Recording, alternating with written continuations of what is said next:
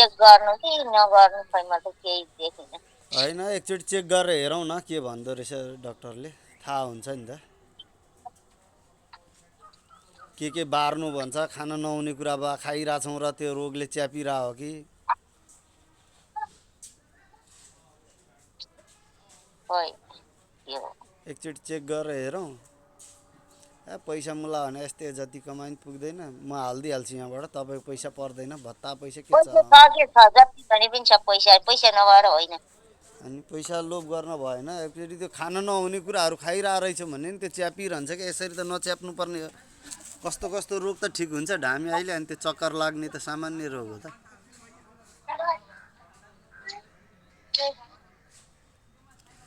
अब डक्टरलाई चेक गरौँ, खानै नपुग्या रहेछ भने त ड्युटी बसेर भयो नि खुवाउनु पऱ्यो त्यहाँ। अब अनि म छँदैछु नि ड्युटी बस्ने ए भन्दै। आमाको ड्युटी बसेले त्यहाँ खुवा त आमालाई, तैँले भन्दा धेरै खुवाउनु पऱ्यो तैँले। पर्दैन, म आमाको ड्युटी म छु भन्दैन।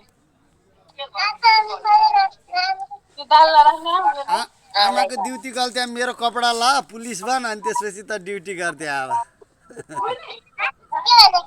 के भन्नुभएको मेरो पुलिसको युनिफर्म ला, अनि आमाको ड्युटी बस्थे, अनि यसरी जय नेपाल ठोक ल। त्यहाँ आमाले माम खानु भएन अरे, आमाको माम खाने ड्युटी बस। अब तिमीहरूको दाजुबहिनी आज ड्युटी। चाहिँ ड्युटी छैन। अब अहिले जाने 6 बजीदेखि 12 बजीसम्म। यस्तो जाडोमा रातिको ड्युटी। राति लगभग थाहै जस्तै हुन्छ अब यहाँ त। रातभरि ड्युटी गर, त्यहाँ दिनभरि सुत। वीरगन्जबाट कता जानुपर्छ ड्युटी भयो? वीरगन्जबाट कता के हुन्छ, अनि घुमिरहने गाडीमा।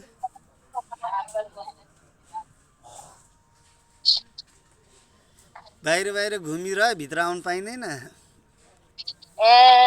घन्टा घरतिर बसाइ हुन्छ धेर जति वीरगन्जको। जाडामा त चर्को पो रहेछ त रातिको ड्युटी त। चर्को छ यहाँ लास्ट जागिरमा। अब यतिखेरै दुःख भइरहेछ, बरु सुरुमा आनन्द जागिर खाइयो। सहर बजारमा भएपछि त्यस्तै हो। उहाँ पर्सामा हुँदा सजिलो थियो। पहिलाको ठाउँमा आनन्द थियो, युनिफर्मै नलाइकन बितिरहेको थियो जागिर। यहाँ पनि अब खै सर्व भाग के अरे, अब पठाउँछ कि पठाउँदैन। कता पठाउँछ? पठायो भने जनकपुर पठाउनु पर्ने, जनकपुर सरुवा भा। पठाउँछ होला नि सरुवा भएको हो भने। बडुवाको सरुवा भयो हो? बडुवाको सरुवा जनकपुर भा। पठाउँछ होला नि त्यसो भए। त्यही त भने त्यही पठा छैन, त्यही नपठाउन्जेल यहाँ अल्झिरहेको छु म पनि। ल आफ्नो जानको ख्याल गर अब। त्यस्तै ल मेरो त के हट्टाकट्टा मान्छे, ढ्यापढुप खान्छ, आनन्दै छ नि। झ्याप कपडा ला। अनि घर आफ्नो के त अब दाजु छ दिदी छ, तैँले के पिर गरिरहनु त। दाजु दिदी भएर भन्यो नि त, आमा ठिक भइदिएदेखि अलिक ठिक हुन्थ्यो। बिरामीको बिरामी हुनुभयो नि। ठिक हुन्छ होला नि अब बिस्तारै। अलिक खानामा बल गर्नु पर्यो, के रुच्छ त्यही ल्याएर अन्नको अलिक तरान हुन्छ नि त। खाना पनि खाइराखेको छ खै के त। त्यो बारीतिर नजानु, चिसो लाग्छ। के गएकै छैन किन जानु र बारी? अलि लारीको साथी कालले टिपिसकिहाल्यो, अब बारीमा जाने कामै छैन। ल आमा ल, आफ्नो ख्याल गर्नु है, अलिक ठिक हुनु पर्यो। अब तङ्ग्रिनु पर्यो। अब ठिक हुनु भएन भने हस्पिटल जानुपर्छ, म आउँछु। ल अब जनकपुरतिर सरुवा गरौ भने। त्यता गऱ्यो भने नि घरतिर निस्किएर जान्छु नि, के छ आउने त्यही बाटो। त्यसो त के वीरगन्ज भन्दा जनकपुर नजिक होला?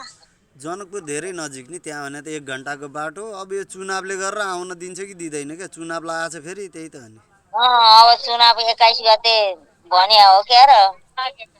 अब चुनाव नसिद्धिकन फागुन 21 गते। त्यही त फागुन 21 गते चुनाव भनेको छ। अब चुनावले गरेर चाहिँ पठाउँदैन कि जस्तो लाग्छ। फागुन अन्तिमतिर त श्राद्ध पनि पर्छ होला। अहिले अगाडि आछ तिथि। 21 भन्दा अगाडि पर्यो भने चाहिँ गाह्रो छ, 21 भन्दा पछाडि पर्यो भने त दिन्छ होला फेरि। 21 भन्दा पछाडि नि पर्छ, 29 तिर 28 तिर कता पर्छ। ठिकै छ, त्यतिखेर त पाइहालिन्छ नि। 29 गते हो कि कसो भनेका छन् भन्थे यिनीहरू। मैले पुरेतलाई भेटिनँ। पुरेतलाई हेरेर ठेगान दिनु है भनेको थिएँ।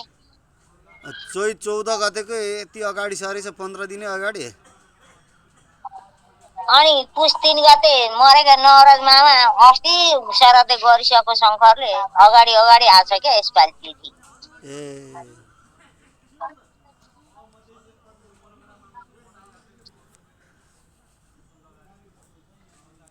ल आमा ल।